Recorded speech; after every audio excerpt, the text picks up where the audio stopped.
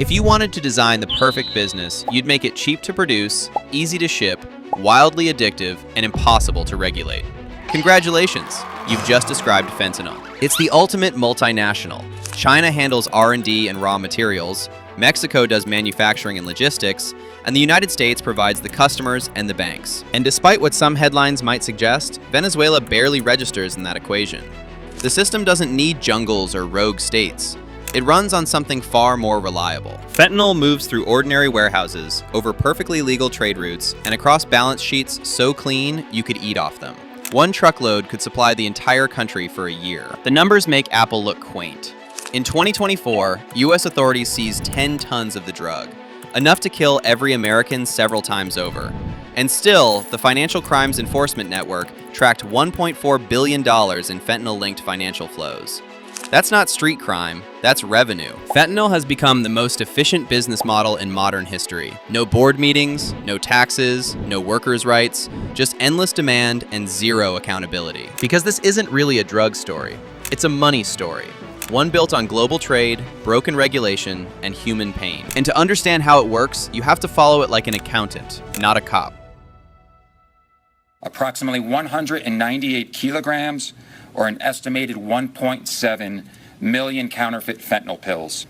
This marks the largest ever single seizure of fentanyl in the state of Colorado and the 6th largest ever in the United States. Everyone's heard of the fentanyl crisis, but most people picture it like a drug problem. Back alleys, overdoses, needles. In reality, it's a supply chain problem. Between 1999 and 2022, synthetic opioids like fentanyl killed nearly 500,000 Americans. In 2023 alone, 75,000 more died, a toll greater than every car accident, homicide, and natural disaster combined. It is now the #1 cause of death for adults under 50. But behind those numbers isn't chaos. It's a finely tuned global enterprise. Here's the math. A single kilogram of chemical precursor bought online from China for around $800 can yield over 400,000 fentanyl pills, worth millions on US streets. Dealers don't need poppy fields or armies of smugglers, just chemistry, postage, and an internet connection. The ingredients are disguised as dog food or industrial additives, packed into shipping containers filled with legitimate goods, and cleared through customs by the same system that delivers your Amazon packages. That system is called de minimis trade, a rule that allows any parcel valued under $800 to enter the United States duty-free and with minimal inspection. When that threshold was raised in 2016, small package imports exploded from 134 million parcels a year to 1.44 billion by 2024. 90% of them now arrive completely unchecked. It's the perfect Trojan horse. Billions of boxes a year, each too small to worry about, together carrying a public health catastrophe. And while those parcels flow in, the money flows out. FinCEN reports that fentanyl proceeds move invisibly through banks, crypto wallets, and underground Chinese brokers, all perfectly legal until proven otherwise. Because what's moving here isn't just powder, it's capital. Tracked, transferred, and reinvested with the same precision as any blue-chip enterprise. Think of fentanyl less like a drug and more like a multinational startup that scaled faster than anything Silicon Valley ever built. It's lean, automated, and vertically integrated. China supplies the inputs, Mexico does the manufacturing, and America provides the customers, the couriers, and the cash. It starts with the raw materials. At least 188 Chinese companies openly sell the key precursor chemicals, marketed online through legitimate storefronts and trade fairs. Payment is handled through wire transfers, Alipay clones, or cryptocurrency. Packages are labeled as dog food, ceramic additive, or plant extract. Then they're bundled into master cartons, loaded onto pallets, and flown out in cargo holds packed with actual consumer goods. When those shipments arrive at US airports like LAX, they vanish into the flood of everyday imports. Customs can't inspect a billion parcels a year, so most are cleared by algorithm. From there, the boxes are delivered to US addresses near the Mexican border, often rented houses or small PO boxes, and quietly handed off to a network of informal couriers. Some are retirees, some gig workers. Many don't even know what they're carrying. They drive across to Sinaloa, where the packages are opened for the first time. Inside are the building blocks of a trillion-dollar crisis. Teenagers in improvised labs follow step-by-step tutorials to cook fentanyl. It's almost as easy as baking. No fields, no harvests, no workers to feed. 1 kilogram of precursor can yield up to 50,000 doses, each capable of killing a human being. Once pressed into counterfeit Oxycontin or Adderall tablets, it becomes indistinguishable from the real thing. From there, the supply chain loops back north. The finished product crosses the border, hidden in cars, mixed with legitimate freight, or packed into candy bags. Some couriers swallow capsules or even implant drugs in animals. The volume is so vast that even when the DEA seizes 10 tons in a year, it barely dents supply. Then comes the financial part, the one that never gets seized. Cash and crypto swirl through payment processors, shell firms, and Chinese underground banks. FinCEN logged 1,246 suspicious activity reports in 2024 alone, flagging $1.4 billion tied to fentanyl operations. FATF traced the same pattern worldwide. Trade-based laundering, fake invoices, crypto mixers, and peso-yuan swaps executed off the books. It's not chaos, it's capitalism with the safety filters removed. A system that rewards whoever can move fastest, hide best, and externalize every cost. And in that race for efficiency, a few players have quietly taken over the whole board. 2 cartels, Sinaloa and Jalisco New Generation, now control most of the fentanyl flowing into the United States. On the chemical side, a few dozen suppliers in China handle nearly all of the precursors. In between them sits a small circle of Chinese brokers who launder the profits and move cash between continents faster than any bank ever could. It's monopoly logic applied to crime. Consolidate the supply chain, cut overhead, crush competition. Each node in the network is modular. Knock one out, another spins up overnight with the same recipes, the same buyers, the same encrypted payment routes. When the DEA raids a lab, production shifts to a garage 2 towns over before the press release even hits. That's what makes the system so hard to stop. It doesn't need any single player to survive. It's a franchise model. Every ingredient, courier, and street dealer is a replaceable part in a larger machine. For the cartels, it's the perfect upgrade. No more poppy fields, no more seasons, no more farmers who might talk. Fentanyl can be made anywhere, by anyone, at any time. For Chinese suppliers, it's the same story. A steady stream of small, high-margin orders tucked inside the endless churn of global commerce. And the efficiency is breathtaking. A single truckload of finished fentanyl could keep the entire US opioid market supplied for a year. The entire economy of addiction now runs on less physical volume than a warehouse of sneakers. But it's not just concentration that keeps this machine alive.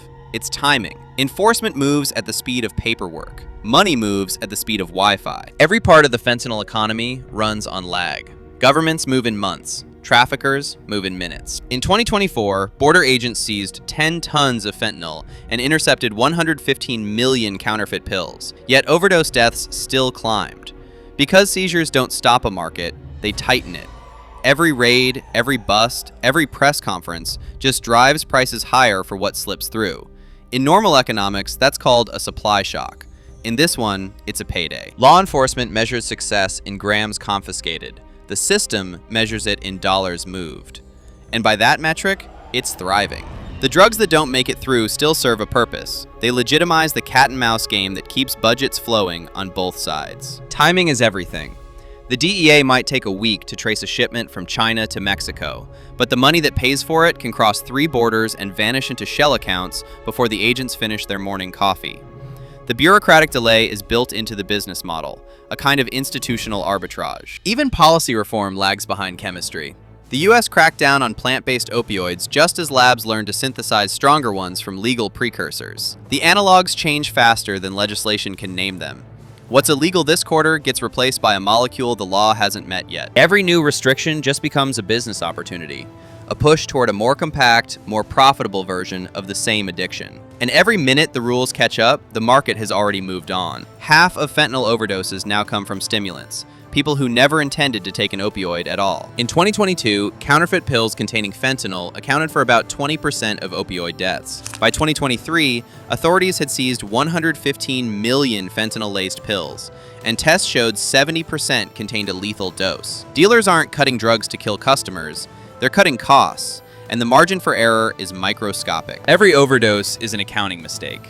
Every corpse, a rounding error in a business model designed to extract value until the user, or the country, collapses. And like any good business, the profits don't stay with the workers. They flow upward, through middlemen and money channels that look more like finance than crime. The winners of the fentanyl economy aren't the ones on the streets.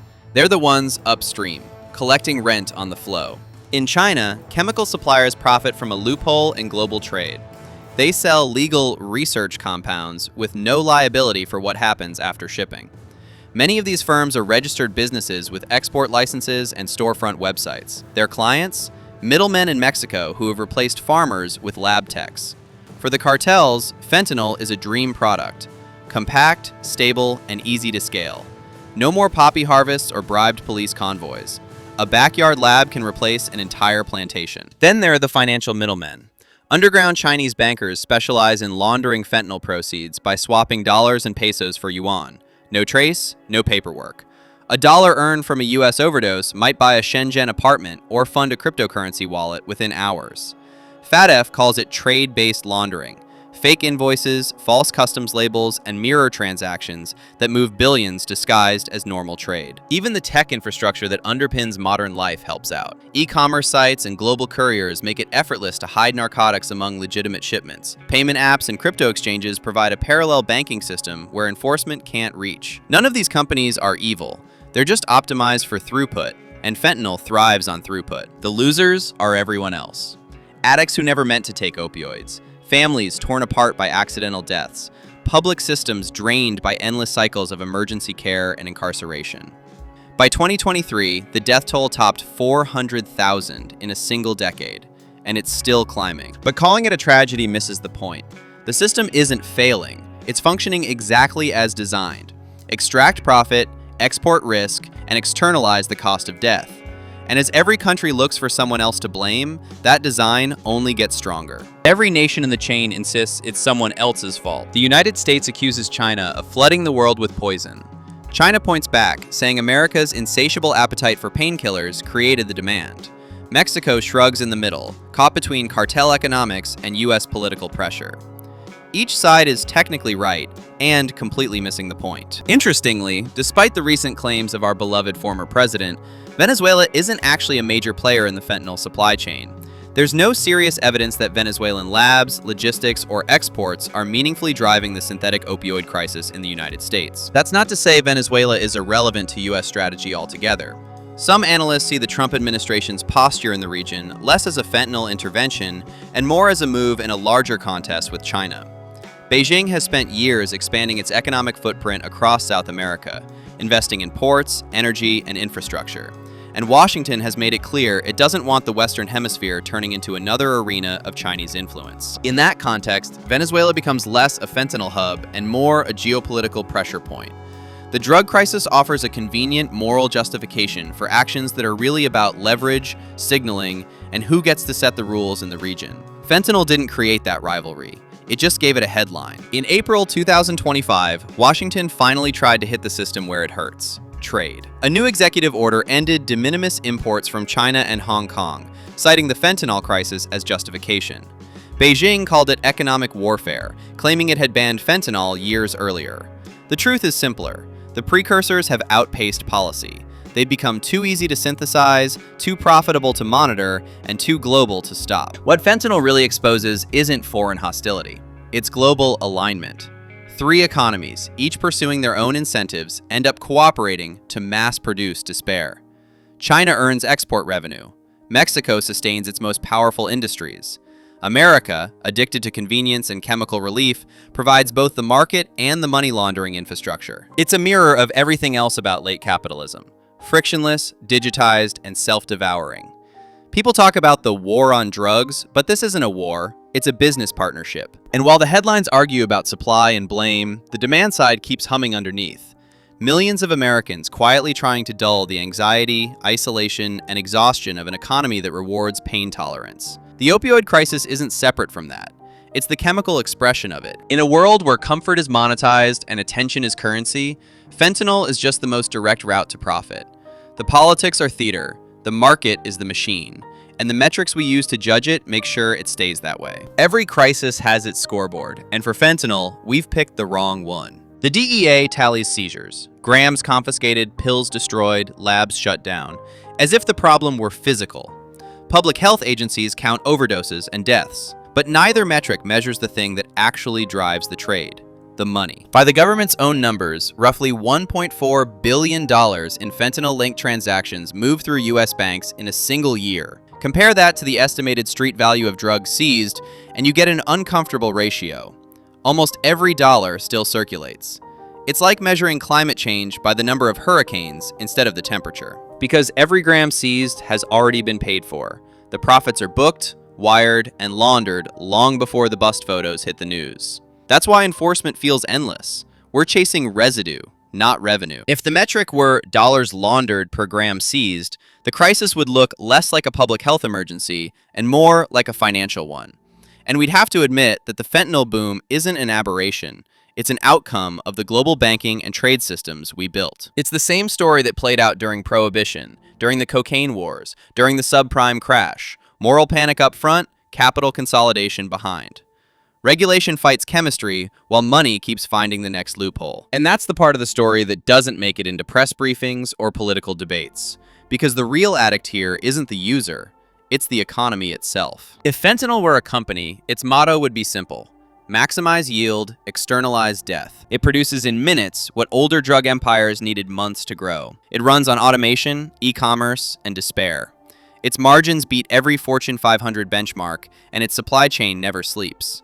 The product is synthetic, but the demand is entirely human. Every overdose is treated like a tragedy. Yet from a market perspective, it's proof of concept, confirmation that the product works. The system doesn't collapse under loss, it compounds it. Every user who dies becomes a warning that sells more fear, more enforcement, more funding. The cycle pays for itself. And when you zoom out, the tragedy looks eerily familiar. The same infrastructure that delivers fentanyl also delivers your phone case. The same financial networks that launder drug money process hedge fund profits. The same algorithms that optimize ad clicks optimize trade flows for death. You can't bomb chemistry or sanction dopamine. The only real way to stop a business like this is to shrink its margins, to make it less profitable to kill people than to save them. That means following the money, not the bodies. Because fentanyl isn't an alien force invading the system. It is the system. A mirror reflecting everything we've built.